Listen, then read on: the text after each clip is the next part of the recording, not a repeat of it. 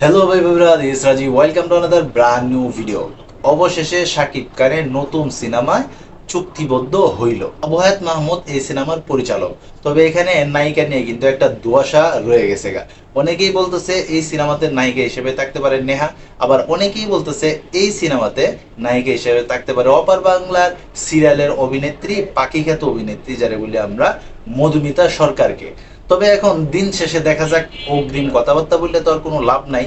তবে 2026 সালের ঈদ উল ফিতরের জন্য যে চুক্তিবদ্ধ হয়ে গেছে গা, বা সেই ঈদের শিডিউলটা যে শাকিব খান দেয়া দিছে, এটা কিন্তু আর এখন আর বলার অপেক্ষা রাখে না। দেখুন, আমি স্ক্রিনে একটা ছবি দিয়ে দিলাম।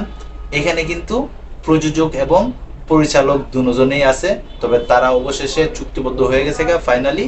তো এখন দেখা যাক এই সিনেমাটা কেমন হয়। আর এখানে কিন্তু শাকিব খান কালা জাহাঙ্গীরের চরিত্রে অভিনয় করবে, এবং শোনা যাইতেছে এখানে মুশারফ করিমও থাকবে। আর মুশারফ করিমের ক্যারেক্টারটা হচ্ছে পিচ্চি হান্না।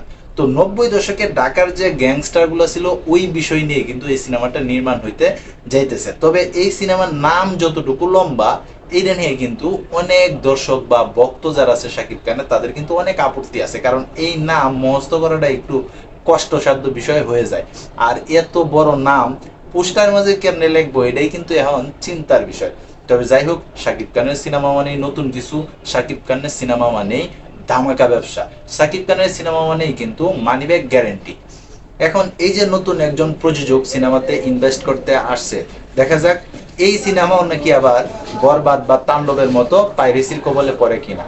কারণ শাকিব খানের যতগুলো নতুন সিনেমা আসতেছে, প্রত্যেকটা সিনেমাই কিন্তু পাইরেসির কবলে পড়তেছে, তাতে কিন্তু ব্যবসায় অনেক ক্ষতিগ্রস্ত হইতেছে। নতুন যারা প্রযোজক আছে তারা কিন্তু ব্যবসায় আসতেছে, ভালো টাকা লগ্নি করতেছে। পরবর্তীতে দেখা যায় অনেক সময় যে পাইরেসির কবলে পড়ে কিন্তু তাদের অনেক লস হয়।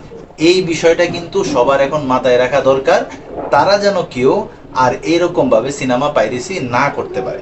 তবে এখানে আমি অপেক্ষায় আছি কালা জাহাঙ্গীরের চরিত্রে শাকিব খান কেমন ভাবে হাজির হইতে পারে। তো তোমরা যারা সাকিব ফ্যান আছো, তোমাদের কাছে এই নিউজটা শোনার পরে তোমাদের কাছে কেমন লাগছে অবশ্যই কিন্তু তোমরা কমেন্ট বক্সে জানাতে পারো। তাছাড়া তোমরা যারা এই ধরনের ভিডিও দেখতে পছন্দ করো, অবশ্যই চ্যানেলটাকে সাবস্ক্রাইব করে পাশে থাকতে পারো। তো এই ছিল এখন মূলত ভিডিও। তো সবাই ভালো থাকবা, সুস্থ থাকবা, কাছের মানুষটা ভালো রাখবা। ধন্যবাদ সবাইকে। আল্লাহ হাফিজ।